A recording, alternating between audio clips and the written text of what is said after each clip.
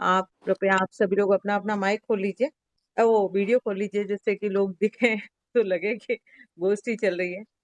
मैं रिकॉर्डिंग की शुरुआत कर चुकी हूँ। आप सभी को एक बार फिर से सादर वंदन और अभिनंदन करती हूँ। राष्ट्रीय शिक्षक संचेतना के तत्वावधान में अंतर्राष्ट्रीय संगोष्ठी स्वाधीनता संग्राम, इतिहास, साहित्य और संस्कृति के संदर्भ में ये आज की गोष्ठी का विषय है और ये अंतर्राष्ट्रीय गोष्ठी आयोजित की गई है। इसमें मैं डॉक्टर रश्मि चौबे आप सभी का हार्दिक वंदन और अभिनंदन करती हूँ। आज की गोष्ठी एक तरह से आजादी की क्रांति एवं स्वतंत्रता संग्राम के ऊपर ही होगी। इसमें सर्वप्रथम मैं सरस्वती वंदना हेतु, क्योंकि हमारी इन गोष्ठियों का जो कर्ता धर्ता है वो ये एक तरह से माँ सरस्वती ही हैं, उनके ही कृपा से ये गोष्ठियां आयोजित की जाती हैं, चाहे वो उद्बोधन हो, वक्ता हो, कविताएं हो या हमारा जो बोलना हो। तो मैं सर्वप्रथम सादर आमंत्रित करती हूँ मुमताज जी को। ये आइए चलते हैं, आज उनके मुख से सरस्वती वंदना सुनेंगे। स्वागत है मुमताज जी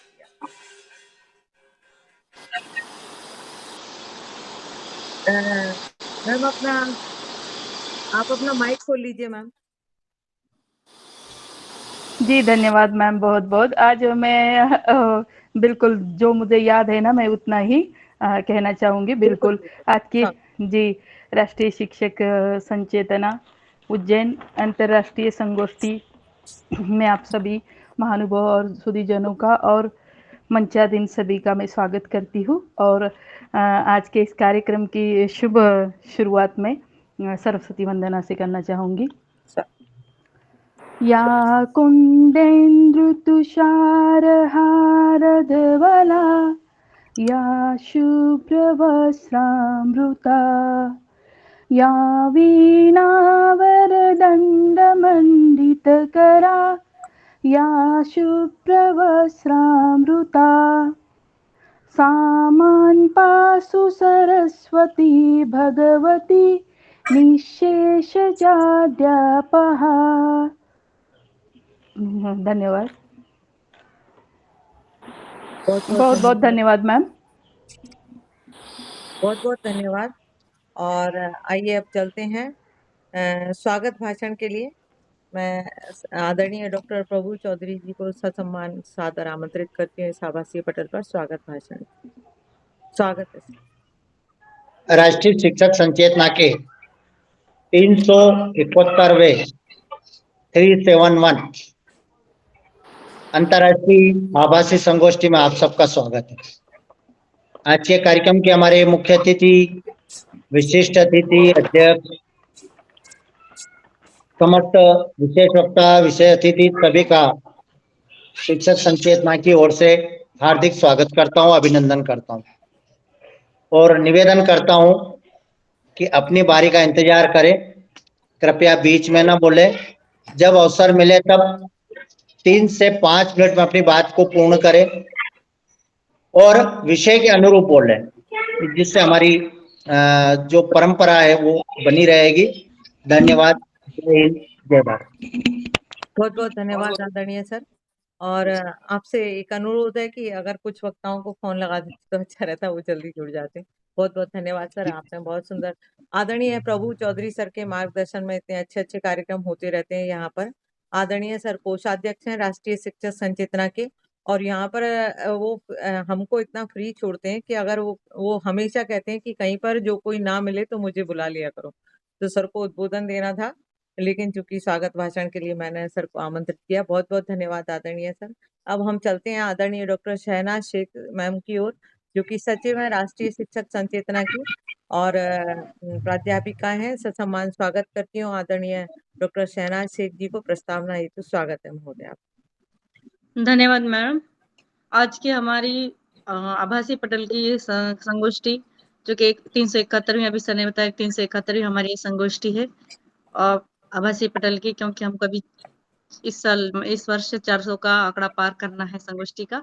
और ये हमारे आज के संगोष्ठी का विषय भारतीय स्वाधीनता संग्राम, उसका इतिहास और उसके साथ ही साहित्य, उसके इतिहास के साथ साथ हमारे साहित्य, साहित्यकार और हमारी संस्कृति, इस तरह से विषय रखा गया। वैसे देखा गया तो हमारा एकदम जब तक हमारे दुनिया रहेगी तब तक हमारे भारतीय स्वतंत्रता का इतिहास तो ये जिंदा ही रहेगा और उसको हम पढ़ते रहेंगे। वैसे तो भारतीय स्वतंत्रता आंदोलन एक महत्वपूर्ण हमारे भारत देश की एक ऐतिहासिक घटना है जिसने ब्रिटिश शासन से भारत की आजादी में महत्वपूर्ण भूमिका निभाई और ये 1857 के विद्रोह से लेकर 1947 तक के चला हुआ हमारा ये इतिहास है भारतीय स्वतंत्रता संग्राम का। और भारत की स्वतंत्रता तक ये 1947 तक ये कई चरणों में होकर गुजरा है और इस आंदोलन में विभिन्न नेताओं ने, संगठनों और जनता ने महत्वपूर्ण भूमिका निभाई। साथ ही इसमें महिलाओं का भी योगदान है।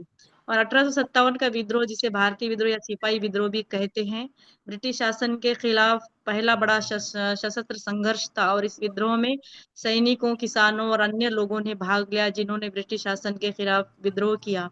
और उसके बाद 1885 में भारतीय राष्ट्रीय कांग्रेस की स्थापना हुई और ये एक राजनीतिक संगठन था जिसने भारत की स्वतंत्रता के लिए संघर्ष में महत्वपूर्ण भूमिका निभाई। और साथ ही मतलब उसके साथ साथ कई बातें इसके अंदर आई कि सन 1950 में स्वदेशी आंदोलन शुरू हुआ जो जब बंगाल का विभाजन के विरोध में वो जब बंगाल का विभाजन हुआ था और उसके विरोध में ये हुआ।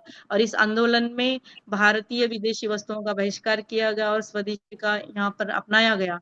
और उसके बाद हम देखते हैं कि 1920 तक लोकमान्य तिलक ने इसकी बागडोर संभाली और 1915 के बाद भारत में गांधी जी अफ्रीका से लौटे और अफ्रीका से लौटने के बाद भारतीय स्वतंत्रता संग्राम को एक नया मोड़ मिला। गांधी जी ने मतलब हिंसा के द्वारा नहीं बल्कि अहिंसा के द्वारा है अहिंसक असहयोग आंदोलन और सविनय अवज्ञा आंदोलन जैसे आंदोलन अहिंसक आंदोलन का नेतृत्व किया और ब्रिटिश सरकार के खिलाफ लोगों को एकजुट करने में वे कामयाब हुए। और उसके बाद उन्होंने भारत छोड़ो आंदोलन 1942 में शुरू किया जो ब्रिटिश शासन के खिलाफ सबसे बड़ा और सबसे व्यापक आंदोलन था। और इस आंदोलन में लाखों लोगों ने भाग लिया और ब्रिटिश भारत शासन को भारत छोड़ने के लिए मजबूर होना पड़ा। और उसके बाद 15 अगस्त 1947 को हमारा भारत के स्वतंत्रता मिली और ये दिन भारत के इतिहास में एक महत्वपूर्ण दिन माना जाता है जब भारत ने ब्रिटिश शासन से आजादी हासिल की। और वैसे देखा जाए तो भारतीय स्वतंत्र आंदोलन एक लंबी और कठिन यात्रा थी जिसमें कई नेताओं ने, संगठनों ने और जनता ने भाग लिया। और ये आंदोलन भारत के इतिहास में एक महत्वपूर्ण घटना साबित हुई और हमको इस ब्रिटिश शासन से उनके आंदोलन, उनके अत्याचार से, अन्याय से हमको यहाँ पर मुक्त होकर हमारा राष्ट्र एक स्वतंत्र राष्ट्र बना। वैसे देखा जाए उसके साथ साथ ही इस आंदोलन में साहित्यकारों ने भी अपने साहित्य द्वारा बहुत बड़ी भूमिका निभाई और उसके द्वारा हमको बल मिला और उस भूमिका ने सक्रिय भूमिका निभाई। इसलिए हमारे अंदर एक जनता के अंदर राष्ट्रीय भावना का संचार हुआ, जन जागृति हुई और विभिन्न साहित्यिक विधाओं का योगदान के कारण यानी कि राष्ट्रीय एकता का प्रतीक यानी कि भी इसके अंदर ही हमको मिला। यानी कि हिंदी साहित्य ने लोगों में देशभक्ति की, राष्ट्रवाद की भावना जगाई और जिसे स्वतंत्रता के लिए लड़ने के लिए वो एक जगह आए और प्रेरित हुए। और साहित्य ने लोगों को ब्रिटिश शासन के खिलाफ एकजुट किया और उन्हें स्वतंत्रता के महत्व को समझाया जिससे जन जागृति पैदा हुई।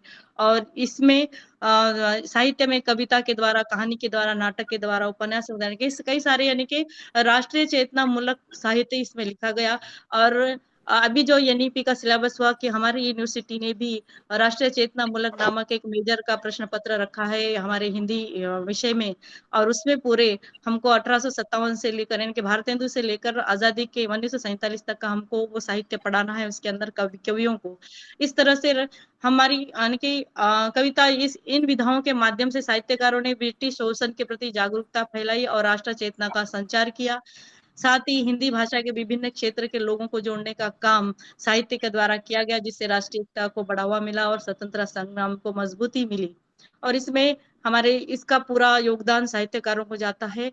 और वैसे देखा जाए तो हिंदी साहित्य ने स्वतंत्रता संग्राम में एक महत्वपूर्ण भूमिका के साथ साथ लोगों को प्रेरित करना, उनके अंदर राष्ट्रीय एकता को बढ़ावा देना और स्वतंत्रता संग्राम को सफल बनाने में महत्वपूर्ण योगदान दिया। और उसके साथ ही हमारे संस्कृति को भी आबादित रखा साहित्य के द्वारा। जैसे जयशंकर प्रसाद की कविता हिमालय तुंग श्रृंग से एक बहुत लोकप्रिय हुई। उसी के साथ अरुण मधुमय देश हमारा, ये भी कविता उनकी बहुत प्रसिद्ध हुई। साथ ही मैथिली शरण गुप्त की आर्य कविता, जन्मभूमि, इस तरह के कविताएं हमको यहाँ पर देखने को मिलती है और उनसे हमारे अंदर राष्ट्रीय चेतना आज भी जागृत होती है। इसी के लेकर हमारा यहाँ पर ये विषय रखा गया। आपने मुझे प्रस्तावना के लिए बोला, बहुत बहुत धन्यवाद। मैं अपने को यहाँ पर विराम देती हूँ और आगे की बात रश्मि चौबे के हाथ में देती हूँ। बहुत धन्यवाद। बहुत धन्यवाद आदरणीय। आप के इसे अपने प्रस्तावना से मुझे याद आया कि बुंदेले हर बोलों के मुंह हमने सुनी कहानी थी, खूब सुभद्रा लड़ी कुमारी रानी, चौधरी। वो तो झांसी वाली रानी थी। आपने सही कहा, साहित्यकारों का बहुत अच्छा योगदान रहा हमारे स्वतंत्रता दिलाने में। सुभद्रा कुमारी चौहान की एक ही कविता से ये इतनी प्रसिद्धि मिल चुकी है इन्हें जी कि हमेशा अगर उनका नाम लिया जाए तो यही कविता सबसे पहले याद आती है। बहुत सुंदर उद्बोधन है। आपने बताया कि हमारे साहित्यकारों की वजह से ही संस्कृति का भी परचम लहराया और स्वतंत्रता आंदोलन में उनकी बहुत बड़ी भूमिका रही। बहुत बहुत धन्यवाद आदरणीय महोदय। अब हम चलते हैं महिला इकाई की उपाध्यक्ष आदरणीय मधुला शर्मा जी की ओर, जो कि भोपाल से जुड़ी हैं। आज पहली बार जुड़ी हैं। हम सादर आमंत्रित करते हैं आपको, और आपको हम पहली बार सुनेंगे, उसके लिए हम ससम्मान जी स्वागत मैडम, करते हैं। इन्होंने कल के कार्यक्रम में जो हमारा अधिवेशन हुआ अभी उज्जैन इसमें उज्जैन में, वहां पर मैडम ने बहुत अच्छा कार्य, भोपाल में जो काम हुआ उसमें मैडम ने बहुत अच्छी भूमिका निभाई, बहुत अच्छा उन्होंने अपने ऊपर जिम्मेदारी ली। उनके साथ में पद्मचंद गांधी सर भी थे और अनीता तिवारी मैडम भी और सरोज दवे मैडम भी। मैडम ने बहुत मेहनत ली, बहुत अच्छा कार्य किया और हमारा कार्यक्रम सफल भी बना। बहुत मैडम बहुत को वहां पर बधाइयाँ। बधाई नहीं दी, लेकिन आज बधाई देती हूँ कि आपने आप बहुत सभी अच्छा को कार्य बहुत बहुत किया और आज बधाइयाँ। ऐसे ही करते बहुत जाइए। बहुत बहुत धन्यवाद मैडम शहनाज मैडम, ये तो आपका बड़प्पन है, दूसरों नहीं की नहीं नहीं करना हमेशा। नहीं नहीं बहुत बहुत बधाइयाँ बधाइयाँ आप सभी को। Thank you very much. और बहुत इससे मुझे अपनी ही कविता की चंद पंक्तियां याद आ गई कि रंग बिरंगा देश है मेरा, रंग बिरंगी वेशभूषा, कहीं साड़ी कहीं लहंगा, कहीं कुर्ती कहीं वर्दी है, शाल दुशाला ओढ़े बेटियां भारत की शान है, बेटियां भारत की शान है। आज क्या ऐसी बात दो बेटियों को मैं देख रही है यहाँ, कहीं कोई कुर्ता पहने कोई साड़ी, लेकिन मन में भाव एक ही है। ससम्मान स्वागत है आदरणीय महोदय जी। मैं 2 लाइन से स्टार्ट करूंगी। जनगण मन संग विश्वपटल पर छाया देश हमारा, जनगण मन संग विश्वपटल पर छाया देश हमारा, 100 जन्म है जिस पर न्योछावर वो भारत देश हमारा। धूल नहीं है ये धरा हमारी, सदियों का अभिमान है, धूल नहीं है ये धरा हमारी, सदियों का अभिमान है, 100 जन्म है जिस पर न्योछावर वो भारत देश महान है, वो भारत देश महान है। बहुत जय हिंद। जय हिंद। जैसा कि हमारा आज का विषय है स्वाधीनता संग्राम, इतिहास, साहित्य और संस्कृति। जी, भारत का स्वाधीनता संग्राम केवल एक राजनीतिक आंदोलन नहीं था, बल्कि यह हमारे इतिहास, साहित्य और संस्कृति का एक संगम था। ये एक जुनून था, एक ज्वाला थी, करोड़ों भारतीयों की धड़कन थी, जो यह कह रही थी कि हमें आज़ादी चाहिए। सन 1857 से लेकर 1947 तक देश का हर कोना, हर गली, हर दिल बस एक ही आवाज से गूंज रहा था कि अंग्रेजों भारत छोड़ो। 1857 का प्रथम स्वतंत्रता को हिला दे संग्राम गुड़िया, इस कुछ यात्रा आवाज। का पहला बड़ा शिखर था, जिसमें रानी लक्ष्मीबाई, मंगल पांडे, नाना साहेब, बेगम हजरत महल जैसे वीरों ने बलिदान दिया। इसके पश्चात स्वतंत्रता आंदोलन कई चरणों में आगे बढ़ा, जैसे स्वदेशी आंदोलन, असहयोग आंदोलन, दांडी मार्च, भारत छोड़ो आंदोलन और अंत में महात्मा गांधी, सुभाष चंद्र बोस, भगत सिंह, चंद्रशेखर आजाद जैसे महान नेताओं ने 15 अगस्त 1947 को हमें स्वतंत्रता का एक अमूल्य उपहार दिया। लेकिन यह संग्राम केवल तलवार और सत्याग्रह तक सीमित नहीं था, साहित्य ने इसमें प्राण फूके। कवि और लेखक जनता के मन में देशभक्ति की ज्योति जलाते रहे। बंकिम चंद्र चटर्जी का वंदे मातरम, मैथिली शरण गुप्त की भारत भारती, सुभद्रा चौहान की झांसी की रानी जैसी रचनाएं लोगों के दिलों में क्रांति का संचार करती थी। चमक उठी सन 57 में वह तलवार पुरानी थी, बुंदेले हर बोलों के मुँह हमने सुनी कहानी थी, खूब लड़ी मर्दानी वह तो झांसी वाली रानी थी। इसके साथ साथ हमारी संस्कृति भी इस संघर्ष का एक अभिन्न हिस्सा थी। स्वदेशी आंदोलन के दौरान देशी वस्त्रों, हथकरघों, लोक कला, लोक गीतों का पुनर्जागरण हुआ। अवनींद्र नाथ ठाकुर की भारत माता पेंटिंग ने भारतीयता की एक नई छवि तैयार की, एक नई छवि का निर्माण किया। लोक नाटकों और लोकगीतों ने गांव-गांव तक स्वतंत्रता का एक नया संदेश पहुंचाया। स्वाधीनता संग्राम केवल स्वतंत्रता पाने की कहानी नहीं है, बल्कि यह हमारी ऐतिहासिक वीरता, साहित्यिक ऊर्जा और सांस्कृतिक गौरव की गाथा है। हमारा इतिहास वीरता की मिसाल है, हमारा साहित्य प्रेरणा का प्रकाश है और हमारी संस्कृति हमारी आत्मा है। हमें न केवल अपनी आज़ादी की रक्षा करनी है, बल्कि अपने इतिहास, साहित्य और संस्कृति को भी संजो कर रखना है, ताकि आने वाली पीढ़ियां इसे गर्व से देख सकें, सुन सकें, समझ सकें और अपने जीवन में उतार सकें। आज हम आज़ाद हैं, लेकिन ये आज़ादी कोई तोहफा नहीं थी, यह हमें मिली है कुर्बानियों से, बलिदानों से और अश्रुओं से। ना जाने कितनी बहनों से उनके भाई छीन लिए गए, ना जाने कितनी सुहागनों के मांगों का सिंदूर पहुंच दिया गया, ना जाने कितनी माताओं की गोदें खाली हो गई।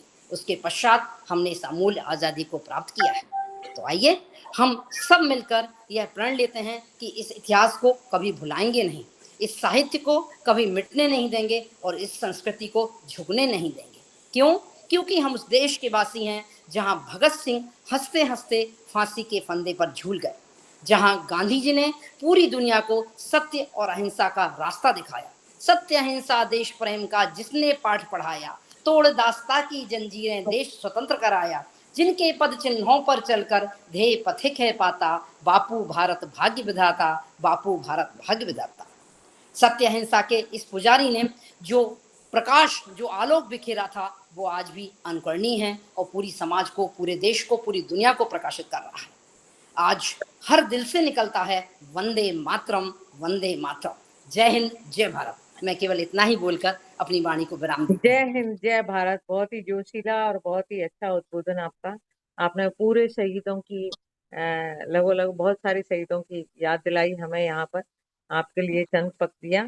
आज याद शहीदों की फिर आई है, जिनके दम से वसुंधरा मुस्काई है। सलाम मैम, बहुत अच्छा आपने उद्बोधन दिया अपना। और हम पूरा हूँ। आजादी की लड़ाई में जैसे घूम रहे थे, ऐसा ही लग रहा था। आपने आजाद जी का नाम लिया, इस्माइल जी का नाम लिया। ये संगोष्ठी, ऑनलाइन संगोष्ठी आज मैंने पहली बार ज्वाइन किया है। बड़ा अच्छा लग रहा है मुझे देख के। आपको अच्छा ही लगेगा हमेशा आना। और वीडियो बनेगा, वो भी आप तक पहुंचेगा, तो आप स्वयं को भी सुनना फिर और अच्छा लगेगा और आपके लोगों तक भी पहुंचाना। तो आपने जो तैयारी की होगी बोलने की, वो सब तक पहुंचेगी। बहुत ही अच्छा उद्बोधन। और आपका यहाँ हरदम स्वागत है इस आभासीय पटल पर राष्ट्रीय शिक्षक संचेतना के। बहुत बहुत धन्यवाद आदरणीय महोदया। अब हम चलते हैं मुमताज पठान जी की ओर, जो कि पुणे महाराष्ट्र से जुड़ी हुई है। उनके उद्बोधन के लिए ससम्मान स्वागत करती हूँ। और मुमताज जी पुणे से हैं और हमेशा ये भी कुछ दिनों से ही जुड़ी हैं, लेकिन उनको सुनना अच्छा लगता है। ससम्मान स्वागत है। स्वागत है। बहुत बहुत धन्यवाद मैम, बहुत बहुत धन्यवाद। आज मुझे जो इस अंतर्राष्ट्रीय संगोष्ठी में बोलने का जो अवसर दिया है, तो बहुत बहुत धन्यवाद। मंच से जुड़े सभी मंचासीन, सभी महानुभाव, सभी का मैं स्वागत करती हूँ। आज 10 अगस्त की शुभ संध्या में राष्ट्रीय शिक्षक संचेतना उज्जैन अंतर्राष्ट्रीय संगोष्ठी का जो विषय है स्वाधीनता संग्राम, इतिहास, साहित्य और संस्कृति के संदर्भ में, जो मैं अपने कुछ उद्बोधक अपने विचार व्यक्त करना चाहूँगी। क्या है स्वाधीनता संग्राम की ओर अगर हम देखें, एक नज़र हम मुड़ते हैं तो क्या है स्वाधीनता? जिस दिन हमें पूरी तरह से हमारे आज़ादी मिली, हमारे भारत देश पूरी तरह से स्वाधीन हो चुका था। ये बहुत ही अच्छा और एक सुनहरा अवसर हमें मिला है कि 15 अगस्त 1947 में, ये सबसे खुशी की बात है। लेकिन इसके पीछे का जो संग्राम है, ये क्या है संग्राम? तो अगर हम देखें तो 1857 से लेकर जो ये संघर्ष गाथा और ये संग्राम चल रहा था, तो ये देखते हम तो स्वतंत्र भारत आज़ाद होने तक ये संघर्ष चला रहा। तो ये इतना आसान न था कि इतना संघर्ष करते हुए हमने किस तरह से आज़ादी हासिल की है। इस आज़ादी के लिए कई सारे नेता, राजनेता, सुधारक, साहित्यकार, क्रांतिकारी, कवि, संत आदियों ने अपने कई सारे बलिदान दिए हैं और एक साहित्य की कलम से और समाज को एक नई जागृति प्रदान की है। तो ऐसे में हम देखते हैं कि ब्रिटिश शासन की मुक्ति के लिए भारतीय स्वाधीनता में इसमें कई सारे लोगों ने अपने आंदोलन चलाए, इसमें भाग लिया। इसमें महत्वपूर्ण व्यक्ति थे, हम देखते हैं कि 1885 में तो 1905 तक पहला वाला राष्ट्रीय आंदोलन का उदय हो चुका था। इसके अंतर्गत महात्मा गांधी, जवाहरलाल नेहरू, लाला लाजपत राय, सरोजिनी नायडू, सुभाष चंद्र बोस, सरदार वल्लभ भाई पटेल, ये सभी शामिल हुए थे। इन्होंने अपने स्वाधीनता संग्राम में पूरी तरह से पहल की। पहले वाले हम युग में देखते हैं कि जैसे बंगाल की फालनी से शुरुआत हो गई थी, प्लासी की लड़ाई शुरू हो गई थी अंग्रेजों के विरुद्ध। फिर महात्मा गांधी द्वारा शुरू हुए सविनय आंदोलन शुरू हुआ था, भारत छोड़ो आंदोलन शुरू हुआ था, खिलाफत चळवळ शुरू हुई थी, दांडी यात्रा शुरू हुई थी। इस तरह से धीरे धीरे आंदोलन छेड़ना शुरू हुआ था। इसका अंजाम हम देख सकते थे कि आज भी इस तरह से हम देख रहे हैं कि इस भगाने के लिए, अंग्रेजों को भगाने के लिए किस तरह से लोगों ने लड़ाई, अपना बलिदान दिया और अब पूरी तरह से स्वदेशी भारत बनाने के लिए अलग अलग मुहिम छेड़ी गई। स्वदेशी का स्वीकार किया गया, विदेशी का वस्तुओं का त्याग किया गया। कई सारे चीज़ों का हमने त्याग किया, संस्कृति की धरोहर हमने रखी, समाज में परंपरा बनाए रखी। इसके लिए हम देखते हैं कि भारत की स्वाधीनता का इतिहास अगर देखा जाए तो यह एक ऐसा पन्ना है जो कि हमारी कड़वाहट, आत्मसम्मान, गौरव, दंभ और कई सारे अधिक शहीदों के लहू इसमें समेटे हुए हैं। इस स्वाधीनता का महायज्ञ अगर समाज में हम हर वर्ग को अपने तरीके से बलिदान दिए देखते हैं। इनमें केवल नेता, क्रांतिकारी, देशभक्त, समाज सेवी या हमारे स्वाधीनता युग के साहित्यकार और लेखक, इन्होंने भी अपना योगदान दिया। क्रांतिकारियों से लेकर देश की आम जनता तक उन्होंने अपने शब्दों में वाणी से जोश भरा। प्रेमचंद को अगर देखा जाए तो उनके कई सारे उपन्यास है, रंगभूमि है, कर्मभूमि है। उसके अंदर उन्होंने अपने देशभक्ति और देशगाथा से लोगों को जागरूक किया है। उसी तरह से हम देखते हैं कि पूरी तरह से स्वतंत्रता आंदोलन में भाग लेते हुए उन्होंने सोजे वतन ये लिखा। सोजे वतन इस विधा को कई सारे अंग्रेजों ने उनके खिलाफ उसकी किताबों को जलाया, उनकी प्रतियों को जलाया, उनके खिलाफ कार्रवाई शुरू की, लेकिन फिर भी उन्होंने अपनी लेखनी को रुकने नहीं दिया, अपने हथवार की कलम वे चलाते रहे। उसके बाद स्वतंत्रता आंदोलन में भाग लेने वाले जो साहित्यकार है वो है भारतेंदु युग। भारतेंदु जी ने भारत दर्शन, अंधेर नगरी नाटक, इससे युग को चेतना जगाई। गद्य पद्य लिखकर भी उन्होंने देश प्रेम की भावना जागृत की। प्रसाद का हम देखते हैं चंद्रगुप्त नाटक देखते हैं। पंडित नेहरू जी का अगर हम देखेंगे भारत एक खोज, इसमें सावरकर को हम देखेंगे कि 1857 में उन्होंने प्रथम स्वाधीनता संग्राम चलाया। बाल गंगाधर तिलक को अगर देखते हैं हम तो मंडाले तुरुंग में रहते हुए उन्होंने गीता रहस्य नामक ग्रंथ लिखा। इनके किताबों में हमें यही राष्ट्र प्रेम और राष्ट्र भाव की भावना जगाई। कवियों में अगर कवियत्री में हम देखें तो देश प्रेम की ललक उन्होंने जगाई। लोगों को बाहर से निकालकर उन्होंने संविधान के आंदोलन में हिस्सा लेने को उन्हें प्रेरित किया। अगर हम देखे जाए तो परतंत्रता का इतिहास हो या स्वाधीनता का संग्राम हो, ये दोनों ही पुराने हैं। राष्ट्रीयता का आधार एक सांस्कृतिक एकता ही हमारी रही है।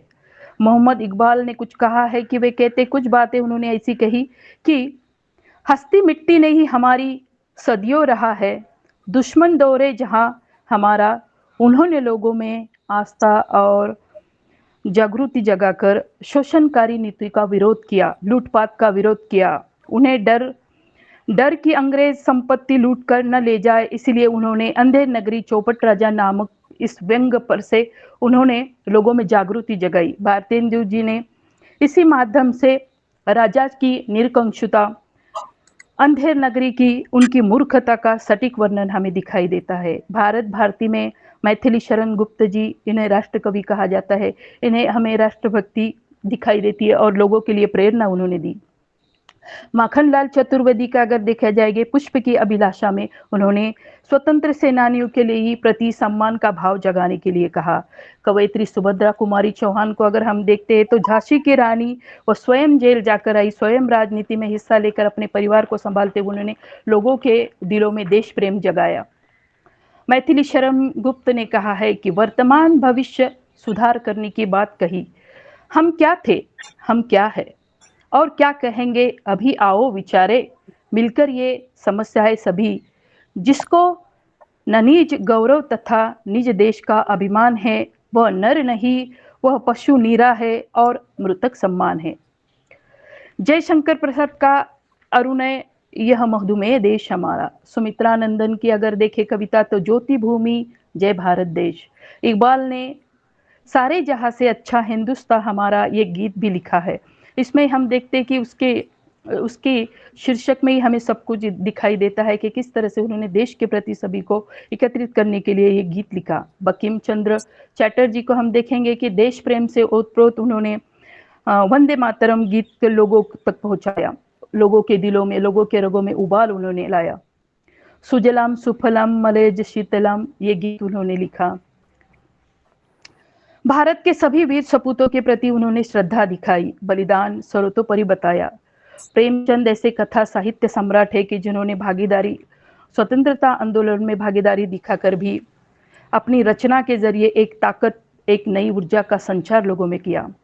हुकूमत के खिलाफ अंग्रेजों के तीव्र विरोध के साथ भी उन्होंने देखा कि लोगों को शोषित और अवसरवादी बोझ से दबी हुई जनता के मन में कर्तव्य बोध जगाया।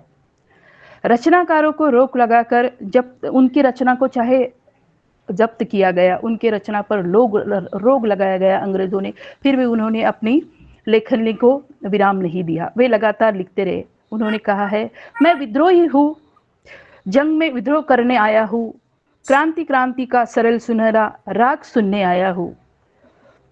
और ये देखते हम कि केवल उन्होंने हिंदी भाषा को ही नहीं तो अंग्रेजी, बंगाली, मराठी, गुजराती, पंजाबी, तमिल कई भाषाओं के देखते हम साहित्यकार, लेखक और कवियों ने इन पर लिखा है।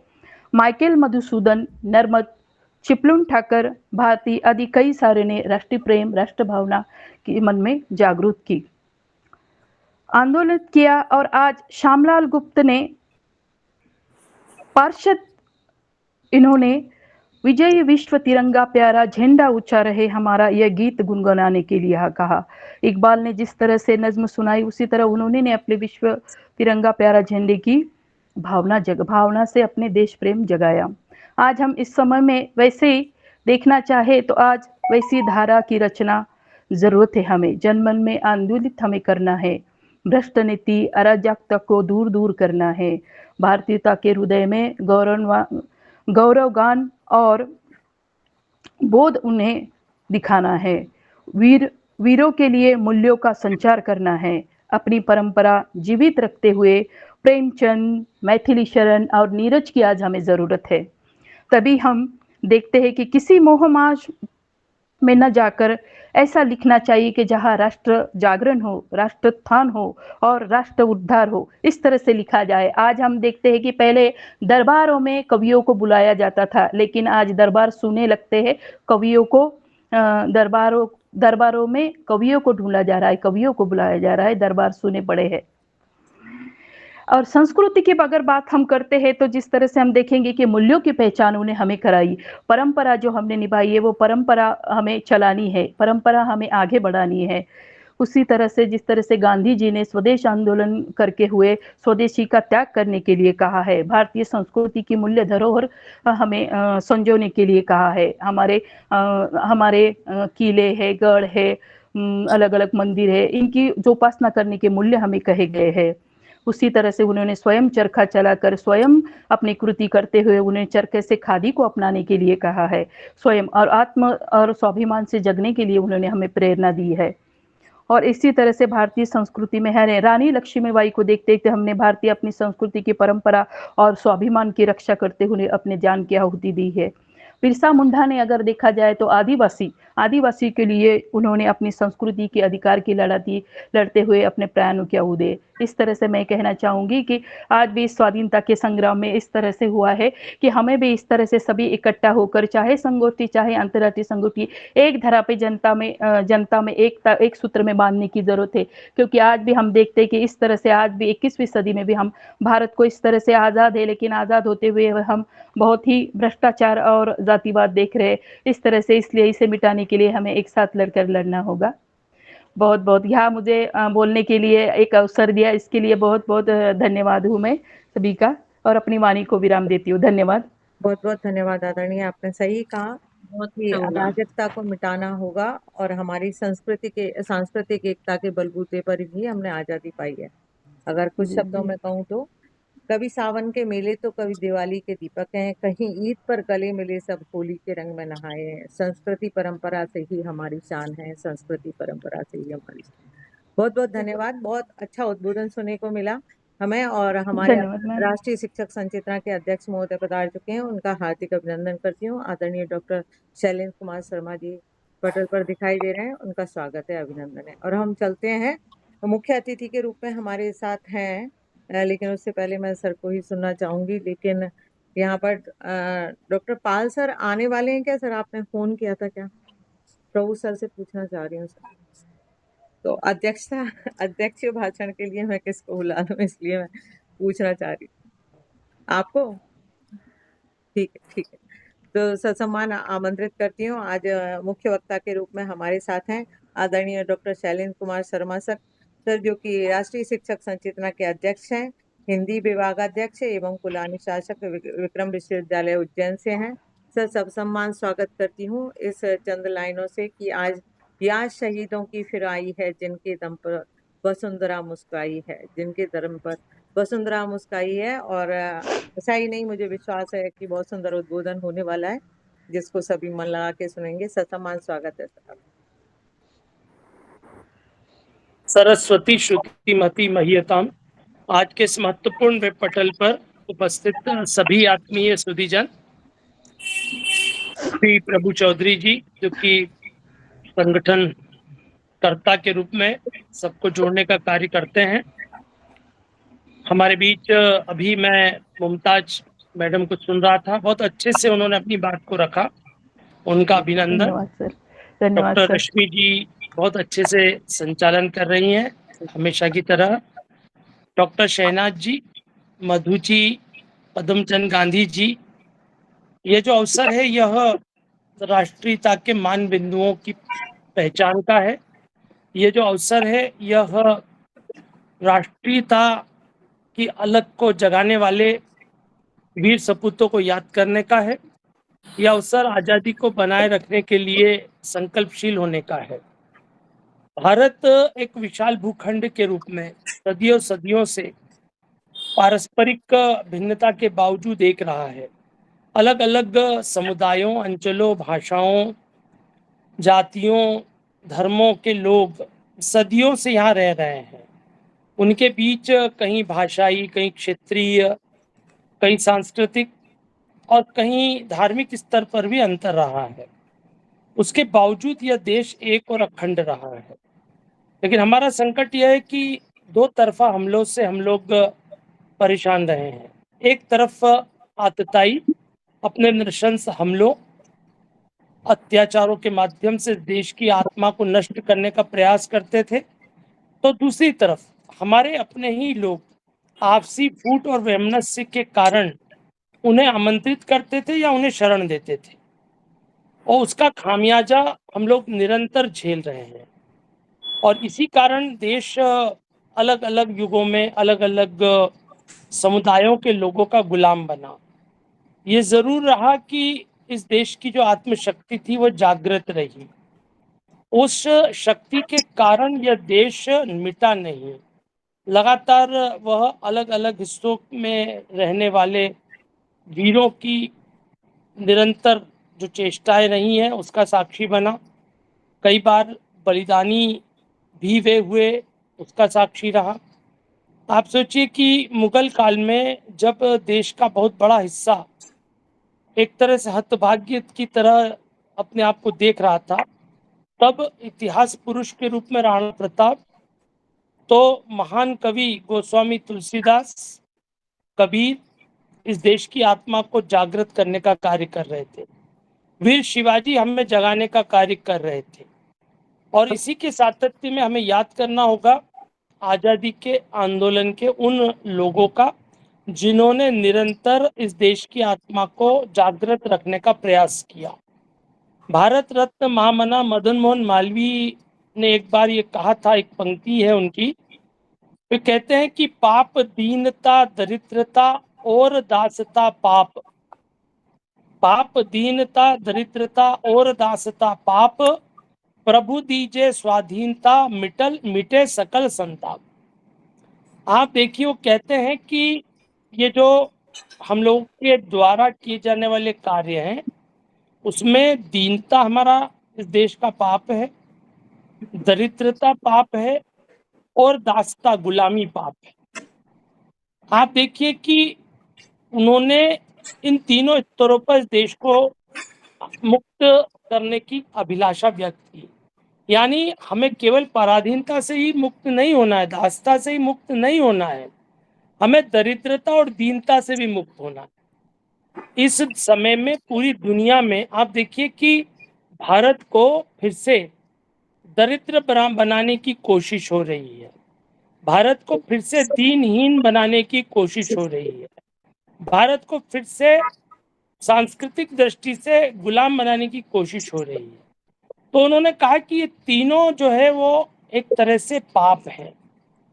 प्रभु दीजिए स्वाधीनता मिटे सकल संताप, आप हमें स्वाधीनता प्रदान करें हैं प्रभु, जिससे समस्त प्रकार के संतापों से हम मुक्त हो जाएं।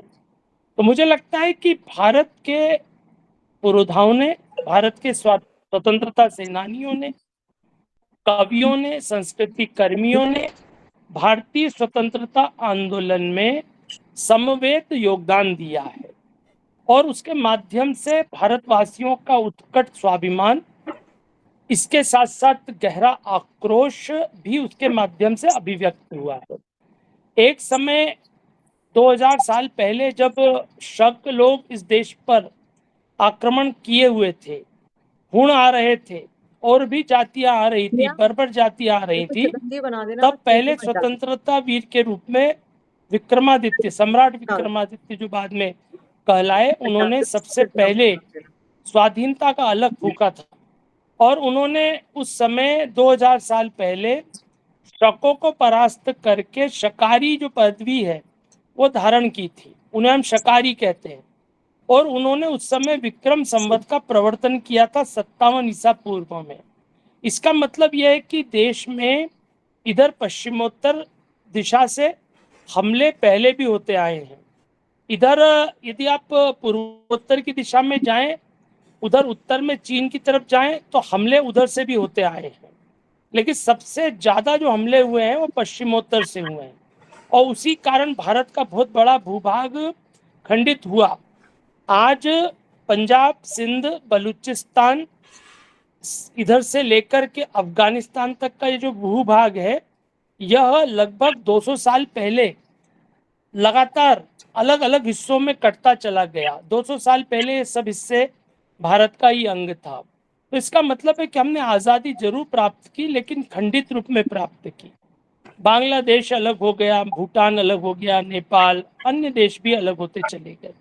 तो हमें देखना चाहिए कि भारत को पराजित करने में भारत से बाहर से आने वाले हमलावरों ने तो कार्य किया ही, भारत के अंदर बैठे हुए लोगों ने भी अपनी अपनी सत्ता और वर्चस्व को स्थापित करने के लिए उनके साथ संबंध बनाए, आज भी बनाए जा रहे हैं। आज भी आपको देखने को मिलेगा कि बहुत सारे लोग इस देश में उन लोगों को पनाह देते हैं जो लोग इस देश के भक्षक हैं, जो आतंकवादी हैं। क्या कश्मीर में बिना स्थानीय लोगों के सहयोग के आतंकवाद पनप सकता है? नहीं पनप सकता। तो हमें इस 15 अगस्त पर दृढ़ता के साथ यह अपने आप को इस दिशा में प्रवृत्त करना होगा कि बाहर के हमलावरों के साथ साथ इस देश में जो लोग अंदर से खोखला करने का प्रयास करते हैं उनको भी अपनी दृष्टि में रखें और उनके विरुद्ध भी लामबंद हो। आजादी के आंदोलन में सबकी भूमिका है। आजादी के आंदोलन में जितने कस्बे और नगर के लोगों की, महानगर के लोगों की भूमिका है, उतनी बड़ी भूमिका किसानों और जनजातीय बंधुओं की है। अभी हम लोग विश्व आदिवासी दिवस मना रहे थे, तो हमें याद करना होगा ऐसी जनजातीय महिलाओं को, जनजातीय पुरुषों और समुदायों को। उन्होंने अपना बहुत बड़ा योगदान दिया और संकट यह है कि आज हम उनको भूल चुके हैं या फिर से याद दिलाने की कोशिशें जारी हैं। फिर भी हम लोग उतना उनके बारे में बात नहीं करते जितना हम उन लोगों के बारे में बात करते हैं जिनकी प्रतिमाएं स्थापित हैं या जिनके चित्र हम आसपास देखते हैं।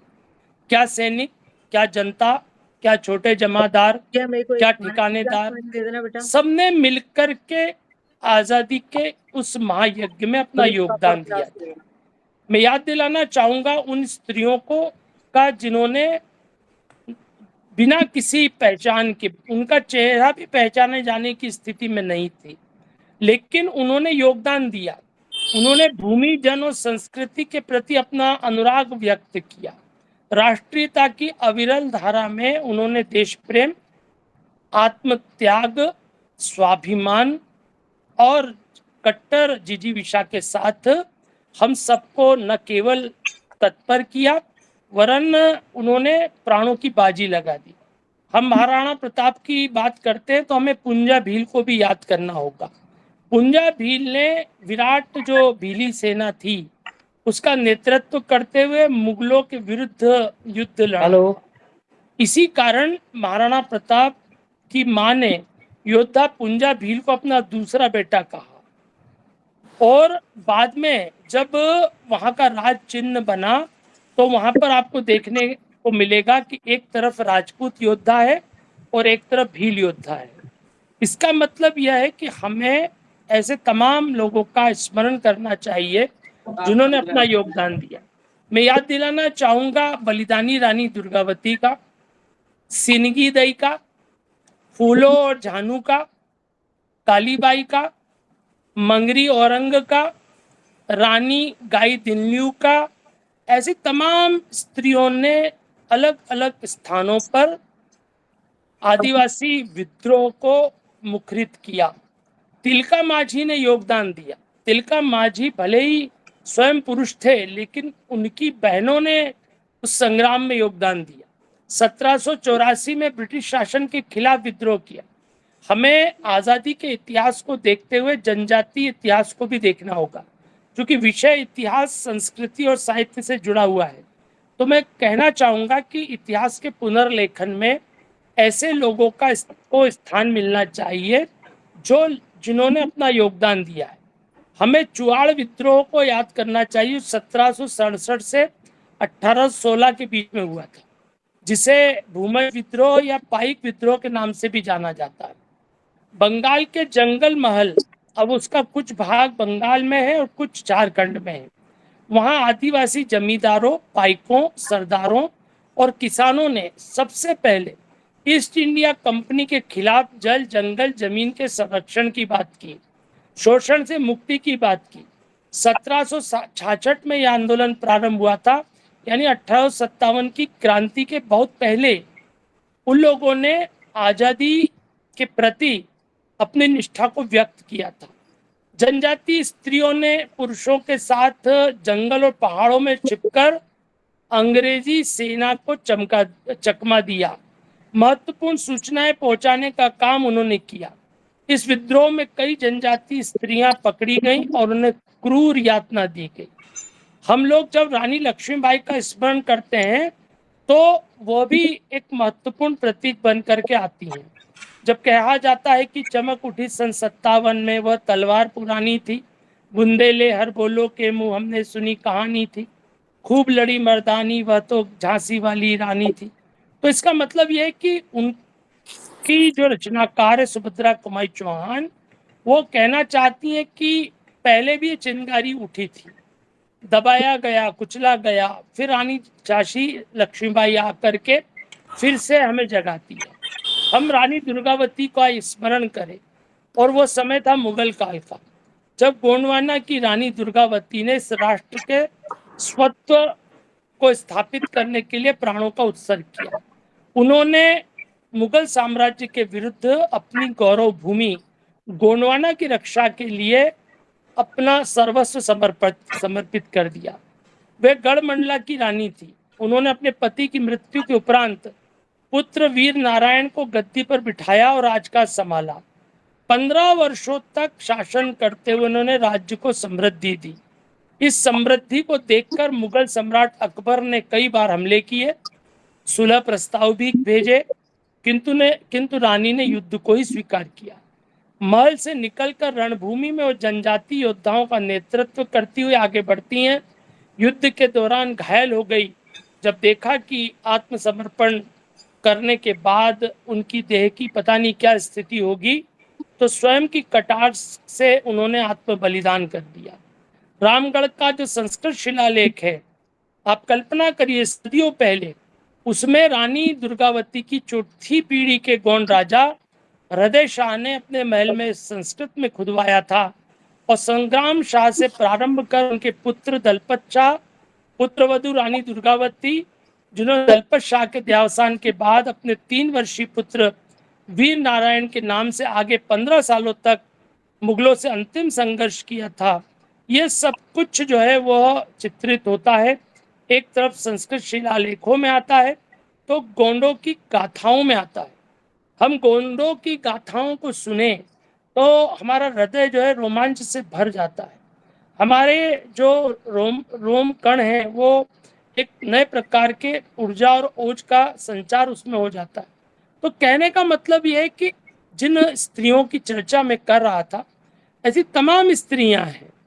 चंपू देई, कैली देई, सिंगी देई, हम इनको याद करें जो उरांव समुदाय से थी।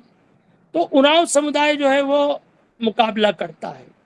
पढ़ा राजा की बेटी सिंगी देई रोहतासगढ़ के किले की रक्षा के लिए पारंपरिक हथियारों के साथ महिलाओं को एक साथ एकत्र करती है, युद्ध रणनीति बनाती है, और फिर 3 बार उन्होंने उरांव महिलाओं के साथ विजय हासिल की।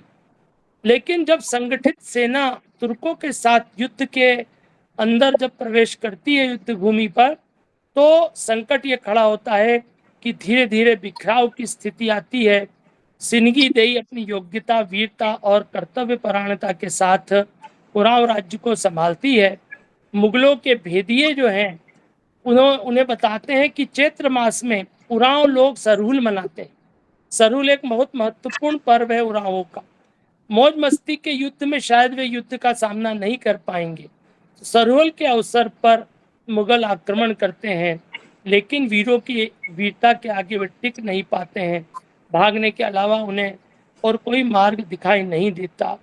तो कहने का मतलब है कि सिंगी देई, उनकी जो सेनापति की पुत्री कैली देई, ये सब जो है स्त्रियां अपनी महत्वपूर्ण भूमिका का निर्वाह करती है, उस गढ़ की रक्षा करती है।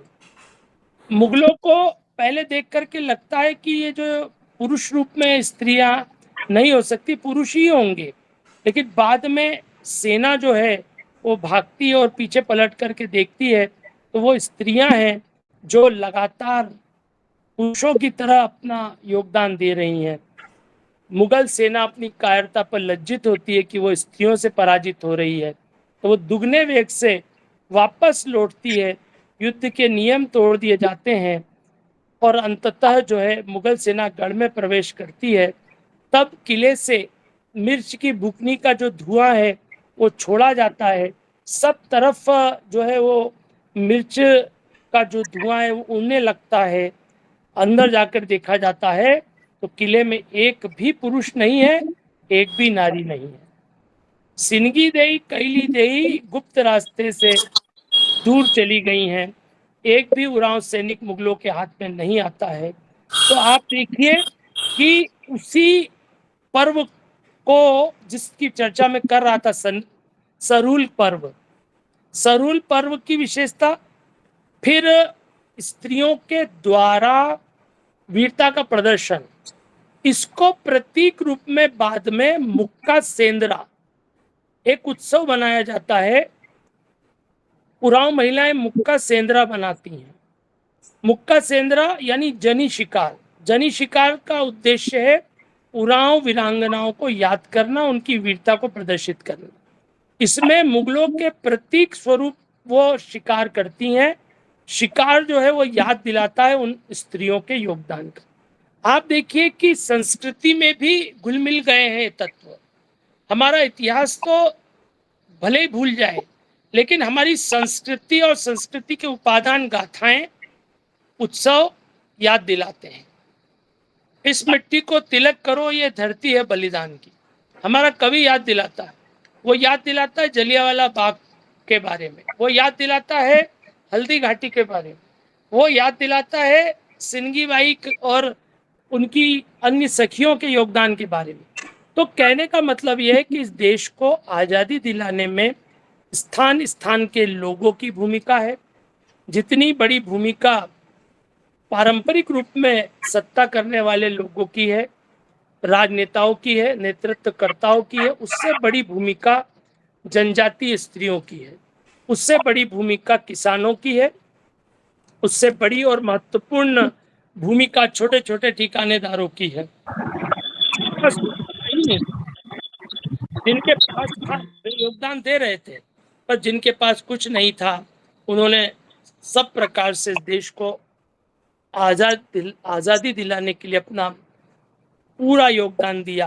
हम कित्तूर की रानी चेन्नम्मा को याद करें, हम लोग फूलो झानो को याद करें, हम लोग बिरसा मुंडा को याद करें, हम याद करें उन अमर वीरों को, उन संथाल बंधुओं को जिन्होंने झारखंड में स्थान स्थान पर अपना योगदान दिया। कोल विद्रोह करने वाले उन लोगों को याद करें जिन्होंने कोलों के अंदर नई क्रांति उत्पन्न की। वीर बुधु भगत को याद करें, तीनों बेटे हलधर, गिरधर, उदयकरण को याद करें। आप सभी ने इन जन नायकों के गाथा में जो मैं अपनी बात कह रहा था उसको सुना, इसके लिए बहुत बहुत आभार, धन्यवाद। बहुत बहुत धन्यवाद आदरणीय सर। आपका आना इस पटल की बहुत शोभा बढ़ा देता है और निश्चय ही हम सभी ने बहुत सारी जो बलिदानी महिलाएं हैं उनका पहली बार नाम सुना होगा। मैंने कई महिलाओं का पहली बार नाम सुना और बहुत ही अच्छा और ज्ञानवर्धक उद्बोधन भी, जिसमें रानी लक्ष्मीबाई दुर्गावती का हमेशा सुनते रहते हैं, लेकिन आपने चंबू देई, करली देई, सिंह देई और बहुत सारी चीजों का उराव और गौड़ संस्कृति से हमें परिचय करवाया और बहुत सारे जो शिलालेख हैं उनका आपने उद्बोधन में वर्णन दिया। विस्तृत और बहुत ही ज्ञानपूर्वक उद्बोधन देने के लिए बहुत बहुत हृदय से धन्यवाद ज्ञापित करती हूँ। धन्यवाद सर। और यहाँ पर हमारे साथ वंदना जी जुड़ी है पहली बार और वो हाथ उठा रही हैं बहुत देर से और हेलो भी कह रही हैं। शायद वो कुछ बोलना चाहती हैं। ससम्मान आमंत्रित करती हूँ आदरणीय वंदना त्रिपाठी जी। उनसे ज्यादा परिचित नहीं हूँ मैं। स्वागत है महोदय आपका। 2 मिनट बोलना है, प्रभु जी इशारा कर रहे हैं, तो स्वागत है। कृपया अपना माइक खोल लीजिए और अपना परिचय के साथ अपने विचार व्यक्त कर दीजिए। आदरणीय वंदना मैम, माइक खोलिए जिससे हम आपको सुन सकें। आपका माइक दवाई नहीं रही है। हेलो, स्वागत है। हेलो, नमस्कार। नमस्कार। बहुत कम कम आवाजें आ रही है आप लोगों की, कान लगा के सुनना पड़ रहा है। माइक ऑन है मेरा, लेकिन आपकी स्पष्ट आ रही है। आप जो कुछ बोले हम सब अच्छे से सुन पा रहे हैं। बोलिए मैम, स्वागत है। हम बहुत अच्छा लगा आप लोगों को देख के और बहुत अच्छे अच्छे विचार सुने हम आप लोगों के, प्रभावित हुए। और ऐसे प्रोग्राम होते रहने चाहिए ताकि ज्ञान का सब लोग लाभ उठा पाए। आप लोगों का यही बोलना चाहते थे हम। बिल्कुल, आप आइए, हमेशा स्वागत है। आपको बहुत अच्छे अच्छे उद्बोधन इस आभासीय पटल पर सुनने को मिलेंगे। हमेशा आपका स्वागत है। और इसी के साथ धन्यवाद, धन्यवाद। लाल जी जुड़ चुके हैं, उनका भी हार्दिक अभिनंदन है। और ससम्मान आमंत्रित करती हूँ मैं आदरणीय पदम चंद्र गांधी जी, जो कि शुरू से ही हमारे साथ जुड़े हुए हैं सर। मुख्य संयोजक हैं। ससम्मान स्वागत है सर, आपका हार्दिक अभिनंदन। सबको मेरा सादर नमस्कार। सबसे पहले तो मैं प्रभु जी को धन्यवाद देता हूँ कि उन्होंने इस कार्यक्रम की शुरुआत करी और अच्छे कार्यक्रम के लिए वो हमेशा आगे रहे हैं। प्रस्तावना के लिए सैना शेख ने जो प्रस्तुति दी है, बहुत ही सुंदर अभिव्यक्ति उन्होंने प्रस्तुत की है और मधु जी ने अपना जोशीला उद्बोधन दिया। उनका भी ऐतिहासिक जो महत्व बताया है स्वतंत्रता संग्राम में, सराहनीय है। उसके बाद में मुमताज जी ने जो बात कही है, बड़े रोचक ढंग से और बड़े विस्तार से यथास्थिति को उन्होंने स्पष्ट किया कि हमारे संविधान संग्राम में किन किन लोगों का योगदान रहा है। और शैलेंद्र जी शर्मा ने बहुत ही अच्छे ढंग से विक्रमादित्य से लेकर के आज तक का जो वर्णन किया और कहते हैं कि पत्थर तोड़ने में जब 100 चोट मारते हैं तो अंतिम चोट में जब पत्थर टूटता है तो इसका मतलब ये नहीं कि 99 जो चोट लगी है वो व्यर्थ गई है। उस 100वीं चोट में उस 99वीं चोट का भी असर रहता है, जो अभी शैलेंद्र जी शर्मा ने बताया है कि स्वतंत्रता प्राप्ति के लिए कितनी पुरानी, एक सदियों पुरानी जो विक्रमादित्य से लेकर के संथाल जाति, गौंड जाति और विविध प्रकार की जो ऐतिहासिक जो बातें उन्होंने बताई है, उनका महत्व उन्होंने बताया बड़ा ही रोचक। इन सब के बावजूद भी एक टीस मेरे मन में रही है कि आज हम बड़ा एक गंभीर विषय हमारे सामने है कि स्वतंत्रता पाकर भी प्रश्न खड़ा है कि क्या मैं स्वतंत्र हूं? क्या मैं वास्तव में स्वतंत्र हूं? उत्तर नहीं में आता है। सच्चाई यह है कि हम कदम कदम पर बंधनों में बंधे हुए हैं और हमारे ही देश में आज स्वतंत्रता की मांग कर रहे हैं। तो ये स्वतंत्रता कहाँ की स्वतंत्रता, का हम कैसे स्वतंत्र हैं? प्रश्न कई सारे खड़े करते हैं, कई प्रश्न हमारे दिमाग में उठते हैं कि क्या आजाद देश में जो अधिकार मिले हैं, क्या हम उनका सही उपयोग कर पा रहे हैं? क्या आजाद संविधान में जो हमारे कर्तव्य है, क्या हम उनको निभा रहे हैं? एक चिंतन करने की आवश्यकता है। आखिर में हमें आजादी क्या इसलिए मिली कि मौका मिलते ही हम नियम और कानून का उल्लंघन कर दें? तो इस प्रकार के जो प्रश्न है, हम पड़ोसियों को परेशान करें, हम चलते हुए किसी को छेड़छाड़ करें, हम चोरी उच्चके करें, हम अपने कर्तव्यों से विमुख हो जाए, तो स्वतंत्रता है क्या? हम स्वतंत्रता के गुणगान तो बहुत कर रहे हैं, लेकिन वास्तव में स्वतंत्रता है क्या, इसको समझना जरूरी है। क्योंकि स्वतंत्रता की परिभाषा करना बहुत ही मुश्किल काम है। और कहते हैं कि हर इंसान अपनी बुद्धि का सही उपयोग करते हुए आजादी की सीमा तय करता है, लेकिन यह सत्य है कि नियम में रह करके ही हम आजाद रह सकते हैं। तो जो हमारी मर्यादा है वही हमारी स्वतंत्रता है।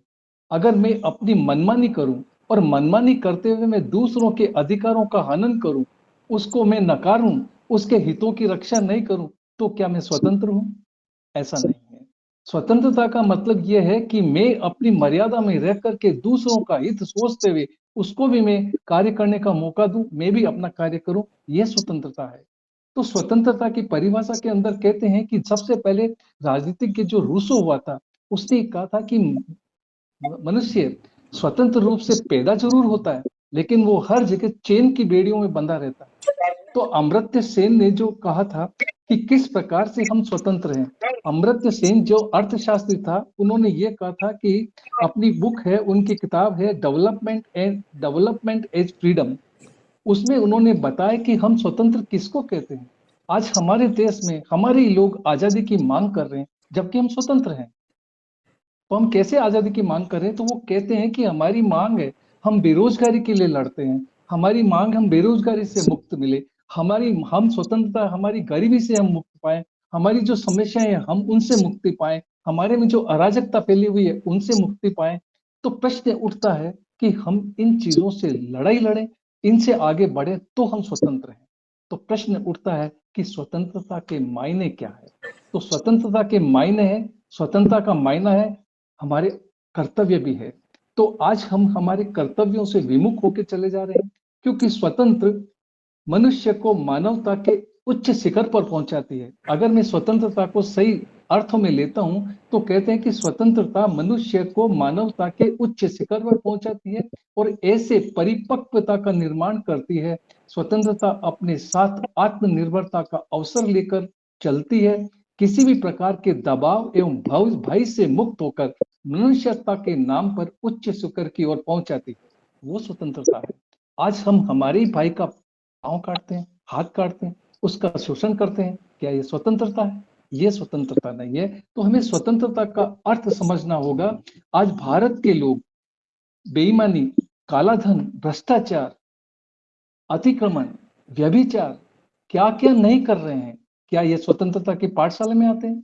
क्या हम इन चीजों से मुक्त नहीं होना चाहते? यही हमारी लड़ाई है कि हम हमारी स्वतंत्रता की मांग यही है। आज के भी समस्या यही है कि क्या हम इनसे स्वतंत्र होना चाहते हैं या नहीं चाहते हैं। अगर चाहते हैं तो हमारा इसके लिए हमारा क्या कर्तव्य बनता है, हम अपने कर्तव्यों का कितना पालन करते हैं।